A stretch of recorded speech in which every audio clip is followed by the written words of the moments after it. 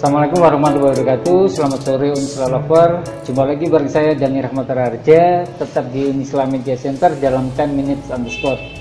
Saya saat ini bersama teman saya dan sahabat saya, karena beliau juga adalah alumni dari Universitas Islam Lamongan dan baru saja menyelesaikan gelar doktornya di bidang apa Mas Hanif? Pendidikan Agama Islam Multikultural. Pendidikan Agama Islam Multikultural di Universitas Islam Malang. Dan Mas Hanif ini, atau Mas Dokter ya, saya panggil Mas Dokter sekarang ini, mengadakan penelitiannya, mengambil sampelnya di Desa Mbalun Turi yang terkenal dengan Desa Pancasila. Sebelum kita membahas tentang penelitiannya atau disertasinya, saya ingin mengetahui dulu Mas Dokter, bagaimana rasanya sudah menyelesaikan ujian terbukanya setelah menjalani proses kuliah dan sekarang sudah mendapatkan gelar dokter? Alhamdulillah ya, memang prosesnya sangat panjang dan sangat melelahkan.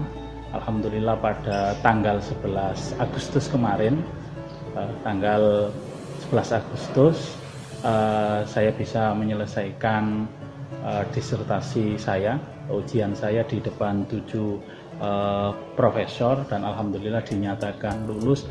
Ya sangat lega sekali, perjalanan selama kurang lebih 4 tahun bisa terselesaikan dan beban-beban yang ada bisa segera bisa semuanya terurai lah, dan mungkin nanti ada kerjaan-kerjaan yang akan bisa lebih fokus lagi. Oke.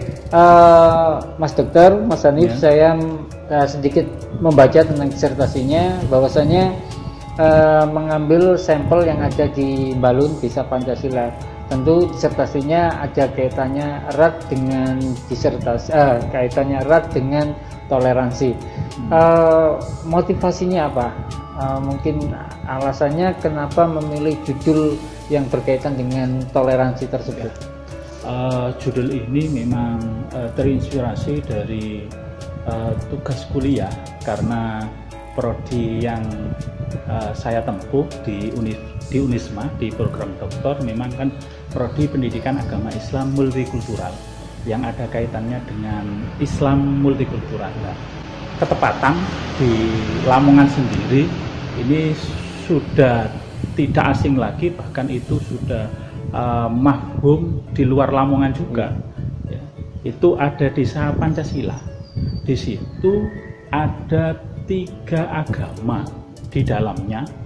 Kalau dalam penelitian penggalian data yang saya temukan, itu ada 3.748 jiwa itu menganut Islam atau Muslim.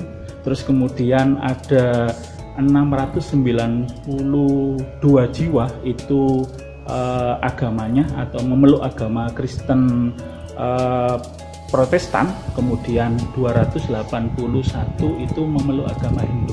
Ya, akan tetapi di sana itu kemudian secara sosial kemasyarakatannya itu sangat damai, dan itu tidak hanya diakui oleh masyarakat Mbalun, tapi diakui oleh masyarakat luar Mbalun. Makanya terus kemudian terkenal dengan Desa Pancasila. Dan yang menamakan itu bukan warga Mbalun, tapi luar warga Mbalun. Dan di situ juga berdiri berdampingan ya tempat ibadahnya. Untuk tempat ibadah itu ketika kita nanti ke sana, dan saya ketika penelitian ya sering di sana, itu berdekatan. Ada masjid itu di depannya lapangan, yang sebelah kirinya ya, kalau dari depan sebelah kirinya itu ada pura dari umat Hindu, terus kemudian di depannya itu ada gereja untuk pemeluk agama Kristen. Itu berdampingan. Gitu. Menarik sekali. Yeah. Sekarang saya ingin tahu Mas Hanif, ketika melakukan penelitian itu, untuk melakukan pendekatannya, kajian-kajiannya itu juga memakai teori-teori yang ada di Islam itu sendiri. Iya. Karena sekali lagi jurusan saya itu tidak hanya pure multikultural umum, tapi pada core pendidikan agama Islam multikultural, maka nanti kajian-kajiannya itu mau tidak mau atau tidak boleh keluar dari core Islam multikultural. Islam yang dalam Nahdlatul Ulama itu ya Islam rahmatan lil alamin itu. Nah, untuk mencari gambaran yang ada di desa itu, karena pada penelitian ini, pada penelitian saya yang saya lakukan itu kan kaitannya dengan internalisasi nilai-nilai pendidikan Islam multikultural di keluarga, masyarakat, sekolah dalam mewujudkan harmoni masyarakat Balun. Maka saya juga mengambil dari teori-teori atau kumpulan teori yang sudah ada sebagaimana dalam disertasi saya kaitannya dengan nilai multikultural. Itu saya ambil dari miliknya Profesor Tolha Hasan. Itu ada 5 teori yang beliau katakan yang mengambil dari saripati Al-Quran maupun hadis. Yang pertama itu ada ta'aruf, yang dalam Al-Quran itu ya li ta'arofu, perbedaan-perbedaan dari segi apapun itu li ta'arofu, itu yang ada dalam Al-Quran untuk saling mengenal. Terus kemudian ada tasammuh, tawassut, tawazun, dan ta'addul. Itu nilai-nilai yang ada dalam Al-Quran. Terus kemudian dirumuskan oleh Profesor Tolha Hasan yang saya jadikan untuk melihat realitas di lapangan Balun itu seperti apa. Gini, Mas Dokter, setelah dilakukan penelitian, kajian-kajian, setelah itu yang ditemukan di sana bagaimana? Tadi sudah kita sampaikan ya, kaitannya dengan kemasyarakatan yang ada di Balun, sosial kemasyarakatan dan juga keagamaan yang di situ tempat ibadahnya berdekatan, terus kemudian pemeluk agamanya itu berbeda. Itu terus kemudian terkenal damai. Terkenal damai, terkenal harmoni, itu kan dalam prosesnya itu tidak bisa terus kemudian hanya dimunculkan atau dimuvekan di berita-berita koran dan lain sebagainya, tapi ada yang prosesnya itu sangat panjang. Makanya ketika saya ketemu dengan Pak Kades, Pak Kusairi itu mengatakan, Mas, damai yang ada di sini itu tidak terlepas dari 3 peranan lingkungan. Yang pertama itu lingkungan keluarga, yang kedua itu lingkungan masyarakat, dan yang ketiga itu lingkungan sekolah. Yang ini juga dalam beberapa teori sebagaimana yang dikatakan oleh Ki Hajar Dewantoro itu ada tripusat pendidikan. Nah, ketika saya ke sana itu ternyata ya ketiganya itu saling erat untuk membangun kedamaian yang ada di sana. Maka ketika saya meneliti kaitannya dengan nilai-nilai multikultural itu ditemukan ada 4 nilai ya, atau ada bahkan 5 nilai ya. Yang pertama itu nilai toleransi, yang kedua itu nilai sosial, yang ketiga itu nilai tolong menolong, yang keempat itu nilai moderasi beragama, dan yang kelima ini yang unik itu adalah nilai resolusi sosial. Resolusi sosial. Nah, itu yang menarik, Mas. Resolusi sosial, yaitu orang-orang atau masyarakat Balun itu mampu memanage konflik. Oh, iya, memanage konflik. Luar biasanya di situ. Jadi memang toleransi itu memang perjalanan panjang sebelumnya. Perjalanan panjang. Dan itu juga selalu aktif memupuknya, membinanya melalui 3 komponen tadi ya. Baik di masyarakat, sosial, dan juga keluarga. Dan kemampuan untuk resolusi tadi memanage itu juga bukan hal yang mudah. Pasti sebelumnya mereka semakin hari semakin memperbaiki diri bagaimana nilai toleransi itu bisa diterapkan. Dan yang ingin saya tahu juga, pernah nggak menemui ketika penelitian atau pengambilan sampling data itu ketika di dalam keluarga itu berbeda agama, terus bagaimana menjalaninya seperti Iya. itu? Ternyata ketika saya ke sana dan memang kenyataannya itu di lapangan ada dua keluarga yang beda agama. Dalam satu rumah itu ada 3 pemeluk agama. 3 pemeluk agama. Dan di sana itu ya dalam satu rumah tiga pemeluk ada 3 agama. pemeluk agama. Ya nanti menjalankan ritual masing-masing. Dan di sana di masyarakat Balun itu tidak terus kemudian beda-beda pemeluk terus kemudian menjadi rukun saling tolong menolong, itu tidak lantas terus kemudian mencampur adukkan agama, enggak. Oh gitu. Ada batasan-batasan mana yang boleh, ada batasan-batasan mana yang tidak boleh. Kalau dalam Islam ya sesuai dengan syariat agama Islam gitu. Jadi memang di sana agama berjalan sendiri dan kehidupan sosial masyarakatnya berjalan sendiri. Jadi ada pembedaannya, jadi tidak dicampurkan semuanya. Iya. Mas Hanif, gini ya, seperti yang saya katakan tadi, Indonesia ini kan juga sangat multikultural, baik bahasa, budaya, adat, dan juga banyak hal yang lain lagi. Ini sama desa Pancasila ini yang ada di Balun, Turi, Lamongan ini, kemungkinan nggak nilai-nilai itu bisa diterapkan sebagai percontohan ke desa-desa yang lain, yang mungkin kebetulan juga mempunyai pemeluk agama yang lebih dari satu. Di desa yang lain itu kan tidak menutup kemungkinan itu seperti halnya yang ada di desa Balun gitu. Mungkin ada yang desa yang mayoritas Muslim, ada desa yang mayoritas non Muslim seperti Kristen, mayoritas Kristen, atau mayoritas Hindu juga ada. Tapi juga tidak menutup kemungkinan seperti Balun yang itu multikultur. Multikultur itu ada pemeluk agama Islam, ada pemeluk Hindu, atau ada pemeluk Kristen.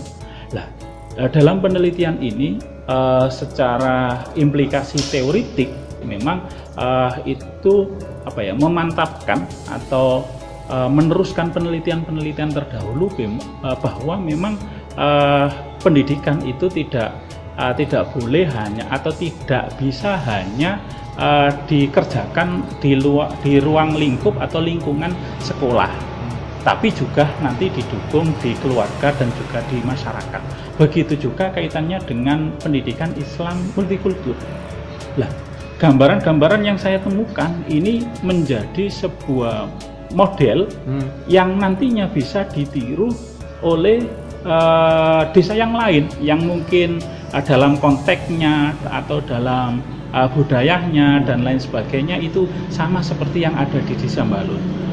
Tidak hanya oleh desa, tapi juga nanti bisa diadopsi oleh kepala desa atau guru-guru atau bahkan itu ya kepala daerah untuk bisa bisa merumuskan desa itu bisa berdampingan secara damai, rukun dan lain sebagainya. Itu bisa meniru yang ada di desa Balun, karena desa Balun itu ya rukun, tapi ini harus diingat bahwasanya hidup damai, hidup rukun itu tidak lantas terus kemudian dalam prosesnya seperti itu. Ya pasti nanti ada gejolak, ada percikan, konflik-konflik. Padahal di diri kita juga ya seperti itu, kadang ada konflik, dan juga di keluarga juga seperti itu. Tapi Balun itu loh yang keren, itu mampu memanage konflik itu supaya tidak melebar. Dan ini saya baru keingat masalah keimanan ya, dengan 3 agama di desa Balun. Mungkin oke lah untuk yang sudah dewasa, yang sudah tahu segala seluk-beluknya, bisa menjaga keimanan di agama masing-masing. Tapi bagaimana dengan menanamkan keimanan untuk yang masih anak-anak itu gimana? Ya, kaitannya dengan pendidikan keislaman, terutama ketauhidan, memang itu ya menjadi tanggung jawabnya orang tua untuk selalu menanamkan keyakinan yang sudah dibawa. Begitu juga di masyarakat Balun yang Muslim juga seperti itu, tidak lantas terus kemudian memperbolehkan semuanya, enggak. Ternyata ada ruang-ruang khusus untuk mendidik anaknya. ketika kecil itu ada yang namanya tempat belajar namanya TPQ di Pondok Pesantren Al-Jamhar. Itu diikuti oleh mayoritas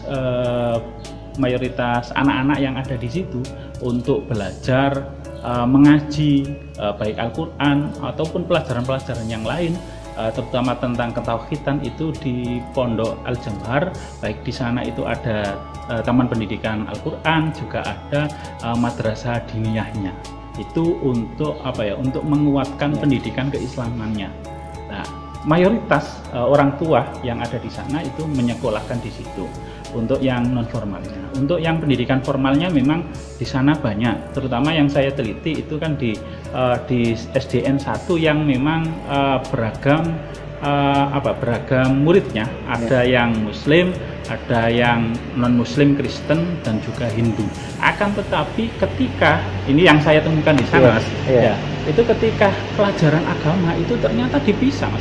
Nggak kemudian dijadikan satu, memaksakan dijadikan satu, misal pelajaran agama Islam terus kemudian ikut semuanya, enggak. Ternyata ada ruang tersendiri. Makanya saya menemukan kaitannya dengan proses internalisasi nilai-nilai pendidikan Islam multikultural itu melalui melalui sarana prasarana. Yang pertama diantaranya itu adalah ruang pendidikan agama.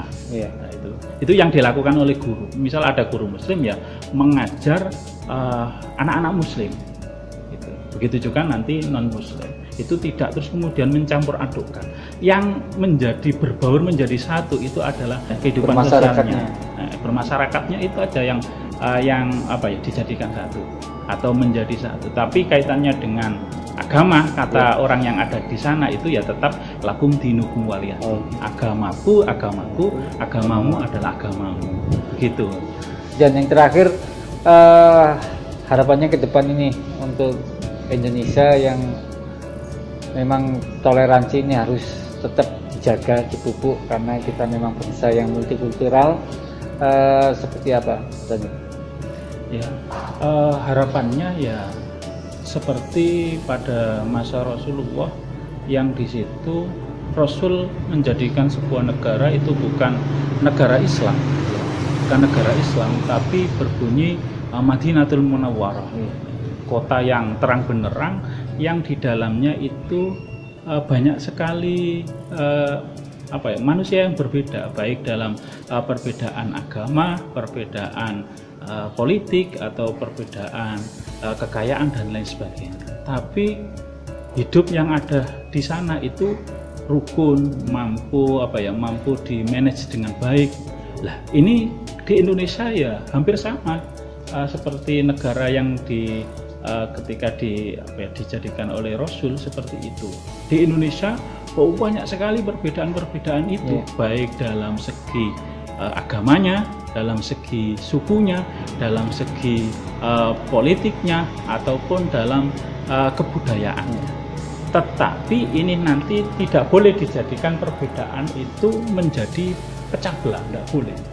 Nah, harapannya itu ya bagi orang-orang Islam ya kembali lagi kepada firman Allah ya, yang menjadikan manusia itu berbangsa-bangsa, bersuku-suku, beda warna kulit, itu tidak lain adalah lita'arafu, untuk saling mengenal. Dan itu saya salah satunya itu saya temukan di Mbalun. Di Mbalun ini mungkin nanti bisa menjadi contoh kaitannya dengan harmoni masyarakat yang ada di sana. Memang mengimplementasikan betul kaitannya dengan perintah Allah dan Rasulnya. Itu yang nanti bisa diikuti pada masyarakat yang di desa yang lain. Dan tentunya dibutuhkan juga pemimpin yang benar-benar adil ya, dan juga tidak membeda-bedakan dan bisa meredam segala gesekan-gesekan itu lebih awal, lebih baik. Karena gesekan itu pasti ada. Iya. Konflik itu pasti ada. Kalau dibiarkan pasti akan lebih memanas, lebih berlarut. Oke Mas Hanif, terima kasih waktunya, mencerahkan sekali, dan saya berharap ini juga bisa memotivasi masyarakat yang lain untuk benar-benar menanamkan nilai toleransi dari sejak dini, dari anak-anaknya, dan juga yang saya simpulkan tadi, 3 hal itu tadi, menanamkan toleransi dari keluarga, dari sekolah, dan juga masyarakat itu. Oke, Mr. Lover, terima kasih atas waktunya. Kita akan jumpa lagi di lain kesempatan. Kita masih akan tetap membahas segala kegiatan yang ada di kampus Universitas Islam Lamongan. Terima kasih. Wassalamualaikum warahmatullahi wabarakatuh.